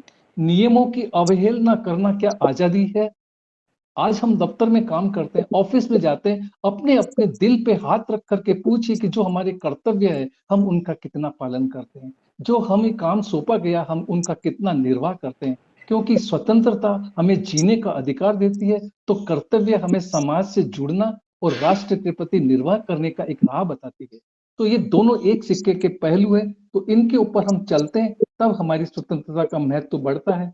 और आज कहते हैं कि एक छोटी छोटी बातें मैं बताता हूँ, हम सड़क पे चलते हैं, क्या हम ट्रैफिक नियमों का पालन करते हैं? क्या हम हेलमेट लगाते हैं? आए दिन दुर्घटनाएं होती है, कितने व्यक्ति ऐसे मारे जाते हैं, तो क्या यह हमारा कर्तव्य नहीं है कि हम इन सरकारी नियमों का जो हमारे हित के लिए बनाए गए उनका हम पालन करें? क्या ऐसी बातें जो आज हम करते हैं, तो ऐसी आजादी के लिए आज हमारे परिवार में भी देखें तो आज हम परिवार के सदस्य, हम अधिकार की तो बात करते हैं, हम कर्तव्यों की बात नहीं करते। आज हमारे ही परिवार में अपनी जो धन संपत्ति है उसमें अधिकार की मांग करते हैं, लेकिन हमें बुजुर्गों के, हमें ऐसा ही लोगों के प्रति हमारे क्या कर्तव्य वो हमें याद नहीं आता। तो इन चीजों के कर्तव्य भी हमारी देश से जुड़ी हुई होती है, क्योंकि जब परिवार मजबूत होता है तो समाज मजबूत होता है, समाज मजबूत होता है तो राष्ट्र मजबूत होता है। तो ये कड़ी आगे से आगे बढ़ती चली जाती है और इसी प्रकार से ये कर्तव्य और अधिकार साथ में चलते हैं। आज समानता का अधिकार दिया जाता है, भैया जीने का अधिकार दिया जाता है, क्या हम सही ढंग से जी पाते हैं? संविधान के अंदर पूरा वर्णन आता है कि 7 मौलिक अधिकार है, जो अब 6 रह गए, एक जीने का अधिकार उसमें मिला दिया गया है। तो ये जो मौलिक अधिकार है, जिसमें समानता का अधिकार है, जिसमें धर्म, जाति, लिंग, जन्म स्थान से भेदभाव नहीं किया जाता, लेकिन आज जबरदस्ती किसका धर्म रूपांतरण किया जाता है, ये क्या है? क्या ये स्वतंत्रता है? जबरदस्ती किसी के साथ किया जाता है। तो इन चीजों को हमें देखना है कि स्वतंत्रता का अधिकार, जैसे भाषा की और अभी कई ऐसी प्रसंग आए थे कि अभिव्यक्ति की लड़ाई होगी, हकीकत हमें अभिव्यक्ति करने के लिए स्वतंत्र तो अभिव्यक्ति की आजादी हम किसे कहेंगे? क्या जो मेरे विचार है, मौलिक अधिकार मुझे छूट देता है कि मैं अपनी अभिव्यक्ति प्रस्तुत करूं, लेकिन मैं अभिव्यक्ति किसको कहूं? वो अभिव्यक्ति जो राष्ट्र हित में हो, जो राष्ट्र को मजबूत करने वाली हो, वो अभिव्यक्ति है। ये नहीं कि मैं राष्ट्र विरोधी नारे लगाऊं, मैं राष्ट्र के विरोध में जाकर के काम करूं, वो अभिव्यक्ति नहीं है। तो इन चीजों को हमें सोचना है। और कहते हैं कि स्वतंत्रता, धार्मिक स्वतंत्रता हमें मिली कि हम जो मेरी इच्छा है, मैं जिस धर्म को मानूं उस धर्म का मैं आदर करूं, इसमें कोई मुझे परेशान नहीं करे। तो क्या ये भी हमें सोचने की जरूरत है? संस्कृति और शैक्षणिक का जो अधिकार है, जिसमें भाषा संस्कृति की जो अधिकार मिले, आज भाषा के नाम पे लड़ाई हो रही है। क्या हम भाषा से, हम एक दूसरे से हम समर्पित हैं? तो ये सब चीजें जो हम अधिकार की तो बात करते हैं, हम स्वतंत्रता की बात करते हैं, हमने ऐतिहासिक महत्व की गाथाएं बहुत गाई है, लेकिन हम आज के परिप्रेक्ष्य में देखें कि हम स्वतंत्र हैं कि नहीं है। हम स्वतंत्र तो बनने के लिए हम क्या करना चाहिए, क्या कदम उठाने चाहिए? तो हमें अपने कर्तव्यों का ध्यान रख करके, हमें अपने कर्तव्यों का निर्वाह कर करके, राष्ट्र की संपत्ति की सुरक्षा करके, राष्ट्रीय सैनिकों का अभिमान बढ़ा करके, राष्ट्रीय जो साहित्य, जो राष्ट्रीय की जो चीजें हैं उनका सम्मान करते हुए अगर हम आगे बढ़ते हैं, तो ही हम इनका एक सही मायने में हमारा जो अर्थ है, स्वतंत्रता का मायना एक कर्तव्य भी है, उसको हम साकार कर सकते हैं। और यही हमारी आज की अपेक्षाएं हैं, आज की जो वर्तमान की जो आवश्यकताएं हैं, इनके ऊपर यदि हम ध्यान नहीं देंगे, अपने कर्तव्यों के ऊपर ध्यान नहीं देंगे, केवल अधिकार की मांग करते रहेंगे, तो यह संभव नहीं है। और ये कर्तव्य कब जोड़ा गया था? संविधान के 42वें संशोधन में 1976 के अंदर ये मौलिक जो हमारे कर्तव्य है ये जोड़े गए थे संशोधन करके। पहले केवल मौलिक अधिकार ही थे, लेकिन ये समझ में आया कि इसके साथ कर्तव्यों का होना भी बहुत जरूरी है। तो हमें अपने कर्तव्यों को भी ध्यान देना है कि हमारे राष्ट्र के प्रति क्या कर्तव्य है, हमारे समाज के प्रति क्या कर्तव्य है, राज्य के प्रति क्या कर्तव्य है, परिवार के प्रति क्या कर्तव्य है, पड़ोसियों के प्रति क्या कर्तव्य है, इनके ऊपर भी हमें ध्यान देंगे, तभी हम सच्चे राष्ट्रभक्त बनेंगे और राष्ट्र की नींव को मजबूत करेंगे। जय हिंद, जय भारत। बहुत ही अच्छा उद्बोधन, सचमुच आज के लिए बहुत ही व्यवहारिक है और अति आवश्यक। बहुत सुंदर पदम चंद जी, बहुत सुंदर। अधिकारों के साथ साथ कर्तव्यों को समझना बहुत जरूरी है सर। और सचमुच एक बार फिर से संविधान की ओर हमें ध्यान देना चाहिए। और आपने बताया कि अधिकार के बाद कर्तव्य लिखे, क्योंकि वो समझ गए होंगे संविधान बनाने वाले भी कि कर्तव्यों को लिखना बहुत जरूरी हो गया है। बहुत बहुत धन्यवाद सर, आपने स्वतंत्रता के मायने बताए, अभिव्यक्ति किस लिए होनी चाहिए, किस तरह से होनी चाहिए, बहुत सारी चीजें आपने अपने उद्बोधन में समझाने का प्रयास किया। बहुत बहुत धन्यवाद आदरणीय सर। और आपने एक अच्छे समाज और देश की और परिवार की कल्पना करते हुए अपना उद्बोधन दिया। हमारे साथ जुड़ चुके हैं आज के अध्यक्ष महोदय डॉक्टर हरि सिंह पाल सर। उनका हार्दिक अभिनंदन करती हूँ और स्वागत करती हूँ। और यहाँ पर ससम्मान स्वागत करती हूँ सर का। और इन्हीं शब्दों से कि भारत माता से ही हमारी शान है, हमको अपने देश पर अभिमान है। और सर ने आज नागरी संगम जो ग्रुप है, उस समूह है, उस पर भी एक देशभक्ति की कविता पहुंचाई है। और सर मुझे आप दिखाई नहीं दे रहे, आपका ससम्मान स्वागत है अध्यक्षीय भाषण हेतु आदरणीय डॉक्टर हरि सिंह पाल सर, जो कि व्यस्त होंगे क्योंकि 18 तारीख को कार्यक्रम है। तो अत्यंत व्यस्तता में भी आप पधारे, हम तब से इंतजार कर रहे थे सर आपका। और महामंत्री हैं सर दिल्ली में, और अन्य अनेक इनके पास पद हैं। सर आपका स्वागत है, आपके आने से ये आभासीय पटल गौरवान्वित महसूस कर रहा है। स्वागत है। धन्यवाद डॉक्टर रश्मि जी। मेरी आवाज आ रही है? बिल्कुल स्पष्ट। हाँ, मेरे यहाँ पर कम वॉल्यूम है। सबसे पहले तो मैं क्षमा प्रार्थी हूँ कि विलम्ब से जुड़ा। दरअसल इससे थोड़ी देर पहले ही, बल्कि बीच में ही छोड़ के मुझे आना पड़ा। एक और संगोष्ठी थी केंद्रीय सचिवालय हिंदी परिषद की, तो उसमें सब भारत सरकार के अधिकारी थे और उनका भी लगभग यही विषय था। अब मुझे जानकारी नहीं थी कि हाँ, अपने राष्ट्रीय शिक्षक संचेतना में भी यह कार्यक्रम है। मैं या तो देख नहीं पाया, मुझे सिर्फ रश्मि का एक आया था संदेश के है कार्यक्रम, तो मुझे भूमिका की भी नहीं मालूम था। लेकिन चलिए, आपने मुझे बुला लिया है, इसके लिए मैं आपका आभार व्यक्त करता हूँ और आप सबको बहुत बहुत बधाई देता हूँ कि स्वाधीनता का पर्व हमारा आ रहा है और इसके अवसर पर हमारी राष्ट्रीय शिक्षक संचेतना ने इस विषय पर ये कार्यक्रम आयोजित किया है। आप सब विद्वानों ने बड़ी अच्छी तरह से इस विषय का प्रतिपादन किया है, तो आप सबके लिए पुनः विशेष बधाई कि एक महत्वपूर्ण आयोजन पे हम यहाँ सम्मिलित हुए हैं और सम्मिलित होकर के हम सहभागी बने हैं राष्ट्रीय चेतना के प्रति। साहित्य और समाज और कलम ये पहले से ही एक साथ रहे हैं। हम सबको जानते हैं कि भाई पृथ्वीराज चौहान की बात करते हैं तो उनके साथ चंद्रवरदाई दाई जुड़े हुए हैं। और पहले कवि माना जाता है जिन्हें अमीर खुसरो बड़ी सेना नायक थे अपनी सेना में। अकबर के जो 9 रत्न थे उनमें अधिकांश थे कवि थे। तो जब उनको जरूरत पड़ती थी तो युद्ध भूमि में चले जाते थे और युद्ध भूमि में नहीं गए तो वो अपनी कलम का जौहर दिखाते थे। तो इस रूप में हम पाते हैं कि कलम का संबंध हमेशा से रहा है तलवार के साथ, स्वराज्य के साथ, राष्ट्रीय चेतना के साथ में। और जब स्वाधीनता संग्राम के लिए हम लोग, हमारे महापुरुष प्रयास कर रहे थे, संघर्ष कर रहे थे, तो उस समय चाहे वो पूर्वोत्तर भारत हो या दक्षिण भारत हो या पश्चिम या उत्तर भारत हो, सभी जगह हिंदी के माध्यम से एक ज्योति जलाई गई थी।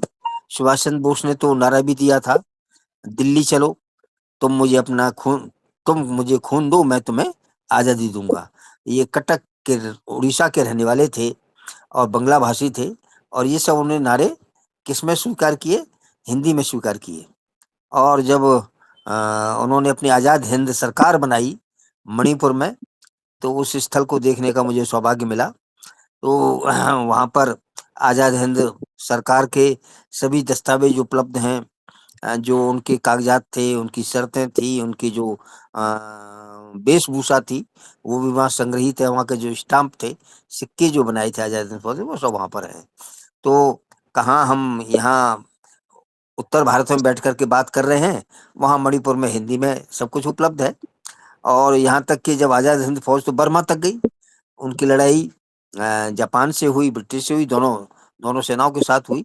तो वो तो बर्मा में जाकर के भी हमारे आज़ाद हिंद फौज के अनेक सेनानायक वहाँ जा पहुँचे थे और उन्होंने अपने तलवार का जौहर वहाँ पर दिखाया था। और हिंदी साहित्य के बारे में तो हम सब जानते हैं कि चाहे राजा राम मोहन राय हों, उन्होंने अपनी पत्रिका में हिंदी के लिए अलग से कुछ पृष्ठ सुरक्षित किए थे, या तमिलनाडु के सुब्रमण्यम भारती हों, उन्होंने अपनी पत्रिका इंडियन में एक पन्ना हिंदी के लिए सुरक्षित रखा हुआ था। और वो चाहे अन्य किसी प्रदेश के हों, सबने हिंदी के माध्यम से राष्ट्रीय जागरण को स्वीकार किया। और हिंदी एक ऐसी राष्ट्रभाषा बन गई उस समय, जितने भी महापुरुष थे सबने उसको राष्ट्रभाषा कहा। बंकिम चंद्र चटर्जी से लेकर के कन्हैयालाल माणिकलाल मुंशी तक, सुब्रमण्यम भारती तक, और जो दक्षिण भारत के अन्य जो प्रचारक थे, गोपाल स्वामी अयंगर का आपने नाम जानते ही हैं कि वो सबसे पहले व्यक्ति थे संविधान सभा में जिन्होंने हिंदी को राजभाषा बनाने का प्रस्ताव रखा था देवनागरी लिपि में। तो हिंदी या देवनागरी लिपि किसी क्षेत्र विशेष की नहीं है, वो पूरे देश की है। पूरे देश को एकता के सूत्र में बांधती है। राष्ट्रीय एकता की एक महत्वपूर्ण कड़ी है हिंदी और नागरी लिपि, और इस रूप में सभी इसको स्वीकार करते हैं। हम जब कार्यक्रम करते हैं पूर्वोत्तर में, तो वहाँ के लोग कहते हैं कि यदि हमने हिंदी और नागरी लिपि नहीं जानेंगे तो हम राष्ट्र की मुख्य धारा में कैसे आएंगे। ये है उनको ये समझते हैं इस बात को समझते ही समझ करके वो हिंदी को अंगीकार कर रहे हैं, देवनागरी लिपि को भी अंगीकार कर रहे हैं। और यही कारण है कि राष्ट्रीय परिदृश्य में जिसको भी आना है, चाहे वो राजनीति का क्षेत्र हो, चाहे वो व्यापार का क्षेत्र हो या शिक्षा का क्षेत्र हो, आपको जानकारी तो होगी ही कि पहले मोदी जी से पहले एक राजनेता ऐसे थे जिन्होंने कहा था कि मुझे हिंदी नहीं आती इसलिए मुझे प्रधानमंत्री नहीं बनाया गया। अगर मुझे हिंदी आती होती तो मैं प्रधानमंत्री, इस देश का प्रधानमंत्री होता। तो इस तरह के दृष्टांत हमारे सामने है कि हिंदी इस देश की अपरिहार्य आवश्यकता बन गई है, जिसको छोड़ा नहीं जा सकता, जिसको झुटलाया नहीं जा सकता, जिसको बिसराया नहीं जा सकता। ऐसी हिंदी भाषा सदैव से पूरे देश में राष्ट्रीय संवाद का तो है ही है, संपर्क सूत्र तो है ही है कि संपर्क भाषा के रूप में आप चाहे रामेश्वरम जाएं, चाहे आप गुरुवायूर मंदिर जाएं, या आप गोविंद देव जी मंदिर जाएं इम्फाल में, या फिर आप जगन्नाथपुरी में जगन्नाथ जी के मंदिर में जाएं, सब जगह हिंदी का बोलबाला है। हिंदी के माध्यम से आप कोई भी वस्तु खरीद सकते हैं, बाजार कर सकते हैं, वहाँ के मंदिरों में दर्शन कर सकते हैं। और जितने भी हमारे पर्यटन स्थल हैं, जितने भी हमारे तीर्थ स्थल हैं, उसमें हिंदी पूरी तरह से समझी जाती है, प्रयुक्त की जाती है। तो ये हम सब के लिए संतोष का विषय है कि हिंदी ने हम सबको जोड़ा है, पूरे भारत को एक राष्ट्रीय एकता के सूत्र बंधन में बांधा है।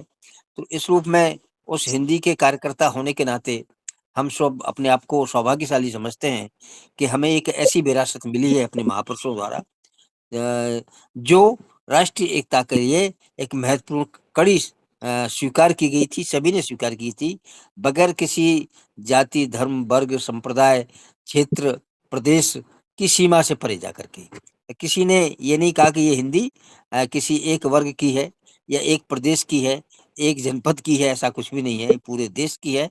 और इस देश को एक जो सुदृढ़ता प्रदान की गई है स्वावलंबन की दृष्टि से या अन्य दृष्टि, शैक्षिक दृष्टि से, वो सब उसमें बहुत बड़ा कार्य, बहुत बड़ा योगदान हमारी हिंदी का है।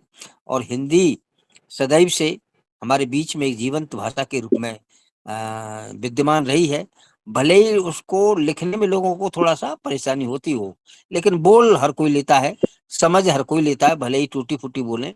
हम तो चूंकि भारत सरकार में रहे हैं, अनेक प्रदेशों में रहे हैं, तो हमने जाना है कि वो चाहे दक्षिण भारत का अधिकारी दिल्ली आए या फिर पूर्वोत्तर का आए, वो हिंदी सीखते हैं और हिंदी सिखाने का हमारा प्रबंध है, भारत सरकार का ऐसा वहाँ पर प्रावधान व्यवस्था है कि जो भी हिंदीतर क्षेत्र के लोग आते हैं, अधिकारी आते हैं, उनको हम लोग प्रशिक्षण देते हैं, केंद्रीय हिंदी प्रशिक्षण संस्थान की ओर से, और वो उसमें थोड़े दिनों में ही पारंगत हो जाते हैं।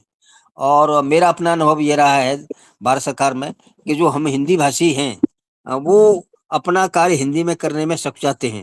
हमें संकोच होता है, जबकि हिंदीतर क्षेत्र के लोग, चाहे वो तमिलनाडु के हैं, आंध्र प्रदेश के हैं, या कर्नाटक के हैं, या कि असम, मणिपुर, मेघालय के हैं, वो हिंदी में कार्य करके गौरवान्वित अनुभव करते हैं और हम उसमें सकुचाते हैं। ये सकुचाना हमें छोड़ना पड़ेगा, ये संकोच हमें छोड़ना पड़ेगा। तो हिंदी हम सबकी भाषा है, संपर्क की भाषा है, राष्ट्र की एक अनुपम भाषा है। और चूँकि मैं नागरी लिपि परिषद का कार्य करता हूँ इस रूप में, तो हम सभी भारतीय भाषाओं को सम्मान करते हैं। चाहे वो तमिल है, तेलुगु है, मलयालम है, सभी लिपियों को सम्मान करते हैं। यहाँ तक कि हम अंग्रेजी का भी विरोध नहीं करते, हम रोमन लिपि का भी विरोध नहीं करते। हम उसके एकाधिकार का विरोध करते हैं कि वही नहीं होना चाहिए, कि सब अंग्रेजी के बगैर काम ही नहीं चलेगा इस देश में, या अंग्रेजी के बगैर उसको किसी को नौकरी नहीं मिलेगी, ऐसा कुछ भी नहीं है। हमारे सामने बहुत से ऐसे उदाहरण हैं कि अब अनेक अभ्यर्थी जो संघ लोक सेवा आयोग से आईएएस और आईपीएस की परीक्षा उत्तीर्ण करते हैं, उनमें से बहुत से लोग हिंदी माध्यम से आते हैं, संस्कृत माध्यम से आते हैं। तो अब वो भाषा कोई अवरोध नहीं है, कहीं बाधक नहीं है। और जब आप संघ लोक सेवा आयोग में जाते हैं साक्षात्कार देने के लिए, तो आपसे पूछा जाता है कि आप हिंदी में देंगे अपना साक्षात्कार कि अंग्रेजी में है? तो आप हिंदी में अगर कहेंगे तो हिंदी में देंगे। मुझे स्वयं अनुभव है, 2 बार मैंने संघ लोक सेवा आयोग के साक्षात्कार में मैं गया और मुझे हिंदी में ही मुझे उत्तर देने का वहाँ पर विशेष मतलब सुविधा दी गई कि आप हिंदी पूछ सकते, आप हिंदी में पूछेंगे और हिंदी में जवाब हम लोग देंगे।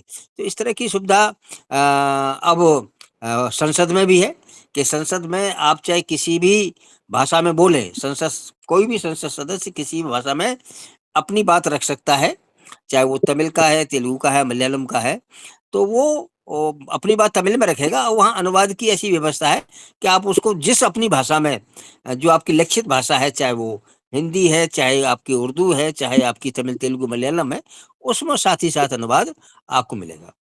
अब बल्कि ये होने लगा है कि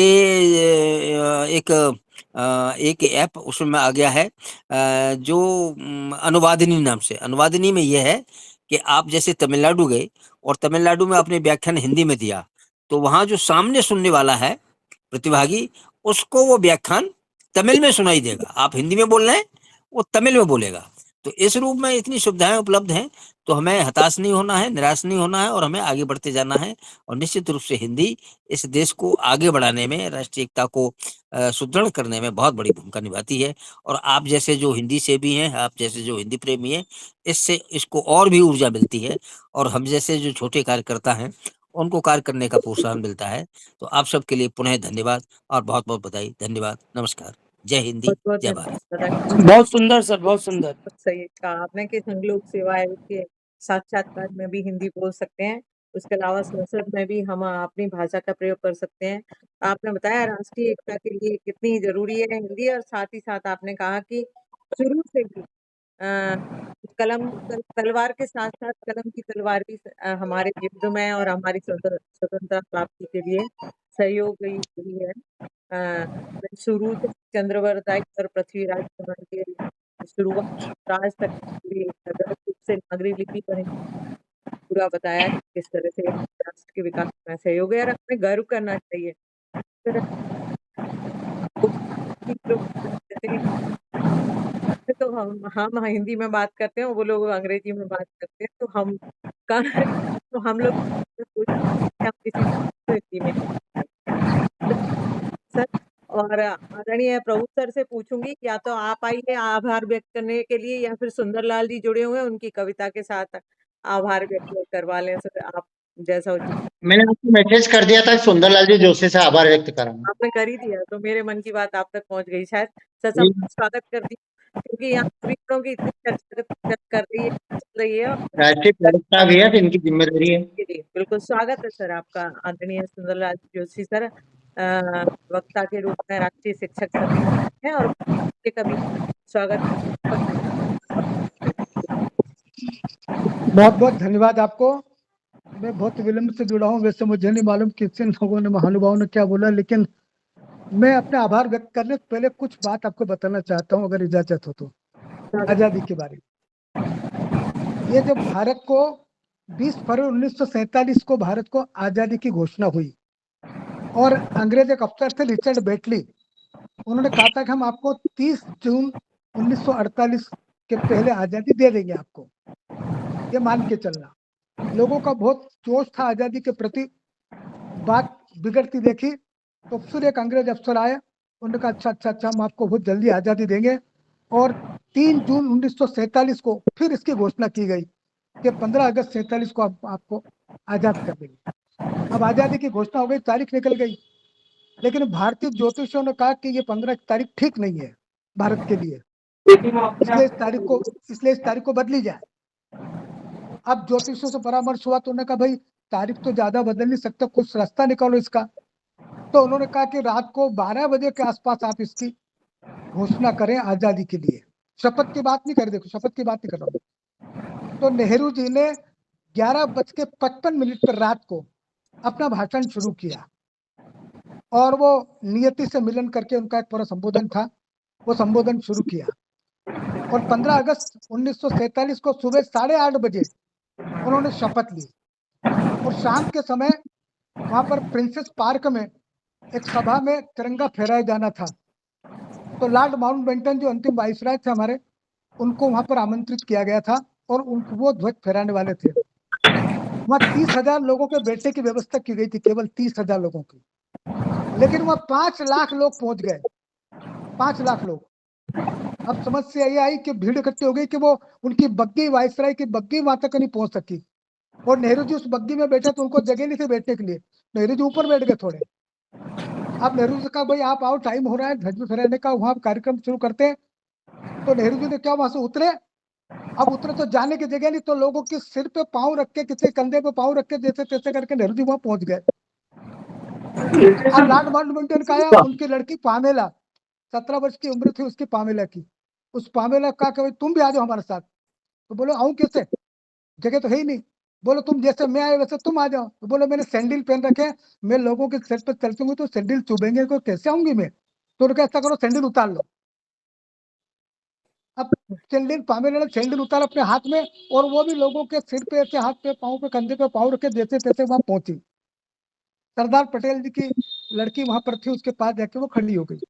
अब बारी आई लॉर्ड माउंटबेटन की। तो लॉर्ड माउंटबेटन वहां जाए कैसे, उन्हें नेहरू जी को वहीं से इशारा करा कि तुम ही कर लो फेरा फेरी, मेरे से आने की नहीं बनेगी इस धमकी में। ये जुनून था, ये लोगों में जोश था उस आजादी का। लेकिन इस आजादी से बापू खुश नहीं थे। ये देश का विभाजन हुआ और 15 अगस्त की सुबह को जब नेहरू जी को 8 बजे समाचार मिला कि खून की गाड़ियां वहां से भर के आ रही है, लाशों की गाड़ियां वहां से भर के आने वाली है, ये बहुत नेहरू जी को भी दुखवान की आंखों में आंसू आ गए। और गांधी जी तो उसी रात को चल दिए थे, नवाखली के उधर जाना था उनका प्रोग्राम, तो वो भी कैंसिल करेगा और कलकत्ता की गलियों में वो सुबह उठ के अपना वो झाड़ू लगाने का कार्यक्रम करने लग गए। ये आजादी के जश्न की कुछ बात आपको बताना चाहता हूं मैं। अब बात कही है आभार की, मैं समझ नहीं लेता हूँ, आभार पे आता हूँ। अभी मैंने जैसा देखा, जब मैं आने के बाद डॉक्टर हरिपाल सिंह जी, डॉक्टर चलन कुमार शर्मा जी, डॉक्टर प्रभु चौधरी जी, डॉक्टर शहनाज शेख, पदम सिंह गांधी जी, मुमताज जी, और बढ़िया संचालन करी रश्मि संचालक जी, आपको आभार के लिए सिर्फ इतना कहना चाहूंगा कि भूलू कभी ना आपको, भूलू कभी ना आपको, नमन करें स्वीकार, और शब्द नहीं आभार को सुनकर उच्च विचार, शब्द नहीं आभार को सुनकर उच्च विचार। और जो विचार आपने रखे, जो विचार आपने रखे हैं, उसका कर्ज चुका ना पाऊंगा। और जब भी अवसर मुझे मिलेगा, बस गीत आपके गाऊंगा, बस गीत आपके गाऊंगा। और मैं चाहता हूँ, ठीक है, नहीं तो मेरे पास तो शब्द तो बहुत कमी नहीं आभार के लिए। अंतिम चौधरी जी की जाता तो एक चालेन और आजादी के लिए ये हाँ सर, आभार की पढ़ देता हूँ। देशभक्ति की कविता के लिए आपसे अनुरोध किया है। कविता पढ़ू? यहाँ पर कोई नरेंद्र सिंह जी हैं, अगर कोई जानता हो तो बताइए, मैं जोड़ू, नहीं तो फिर अंत में आएंगे। नहीं नहीं, ठीक है, तो सर इनको नहीं जोड़ना। आदरणीय आभार हो गया, आप देशभक्ति की एक कविता और सुना दीजिए, फिर कार्यक्रम को विराम देंगे। चलिए आजादी पर एक कविता सुनाना चाहता हूँ मैं, 2-4 मिनट की कविता है। सर कि वर्ष 78 आजादी के याद रहेंगे जन जन को, और मिट्टी है बलिदानों की यह देख उठाकर कण कण को। आजादी के खातिर देखो जान गंवाई लाखों ने, और देशभक्त की लहर देखकर मना कर दिया शाखों ने। एक एक डाल पर लाशें पड़ी थी, लेकिन डाले पे जगह नहीं बची, इसलिए मैंने लिखा कि मना कर दिया शाखों ने, और बुरी नजर से जिसने देखा कच्चा ही खा जाएंगे। अवसर है 15 अगस्त का, जमकर जश्न मनाएंगे। कसर न छोड़ी अंग्रेजों ने, कसर न छोड़ी अंग्रेजों ने शूल बिछाए पग पग में, कसर न छोड़ी अंग्रेजों ने शूल बिछाए पग पग में, और कदम न पीछे थे वीरों के, देशभक्ति थी रग रग में। सारे उन शहीद वीरों को मन से करता वंदन हूँ, सारे शहीद इन वीरों को मन करता है वंदन को, और इन वीरों का लक्ष्य यही था पाठ पढ़ाए लंदन को। इन वीरों का लक्ष्य यही था पाठ पढ़ाए लंदन को, बच्चों से बूढ़ों तक मिलकर गीत प्रेम के गाएंगे, और अवसर है 15 अगस्त का, जमकर जश्न मनाएंगे। साइमन तुम वापस जाओ, साइमन गो का एक नारा लगा था उस समय, साइमन कमीशन आया था उसको भगाने के लिए। तो साइमन तुम वापस जाओ नारा गूंजा गली गली, और भारत माँ के जयकारे सुन खिल जाती थी कली कली। गांधी जी की आहट सुनकर शीश स्वयं झुक जाता था, और किस्मत वाला ही बापू का अंतरंग बन जाता था। आजादी के परवानों की नित तस्वीर सजाएंगे, और अवसर है 15 अगस्त का, जमकर जश्न मनाएंगे। और अंतिम पंक्तियां पढ़ता हूं कि तंत्र सारे जन जन की सेवा है, मत यही गणतंत्र का, और प्रगति करेगा देश तभी जब राज हो अपने तंत्र का। अमृत महोत्सव के इस अवसर पर दीन दुखी की हो सेवा, और राष्ट्रभक्ति से हटे न पीछे पाएगा जन का मेवा। हे ध्वज मेरा स्वाभिमान का, अंतरिक्ष ले जाएंगे, और अवसर है 15 अगस्त का, जमकर जश्न मनाएंगे, जमकर जश्न मनाएंगे। वाह वाह वाह वाह जोशी जी, बहुत सुंदर सर बहुत सुंदर। बस सर आनंद आ गया आपकी कविता से सभी को। सर मैं आगे चाहूंगी, अब मेरे ख्याल से हमें गोष्ठी को विराम देना चाहिए सर। जी धन्यवाद।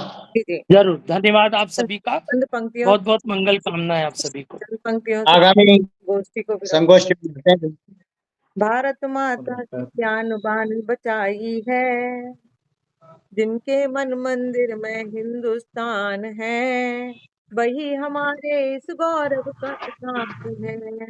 आज भी सैनिक सीमा के प्रहरी हैं, भेदभाव भुला सभी की रक्षा करते हैं, सीना तान दुश्मनों से लड़ते हैं, उनके परिजनों को भी प्रणाम है। भारत माता से ही हमारी शान है। बहुत बहुत धन्यवाद, आप सभी जुड़े, हम ऐसे ही जुड़ते। बहुत अच्छी सरस पंक्तियां। बहुत बहुत धन्यवाद सर। और रश्मि से 1 मिनट बात करना है, क्या आधा मिनट। क्या एक तो सोनू जी ये जो जुड़ रहे हैं, हाँ हाँ 1 ये मिनट लुका छिपी क्यों करते हैं? बार बार जुड़ते हैं, फिर आउट हो जाते हैं, फिर बाहर जुड़ते हैं। सर मैं रिकॉर्डिंग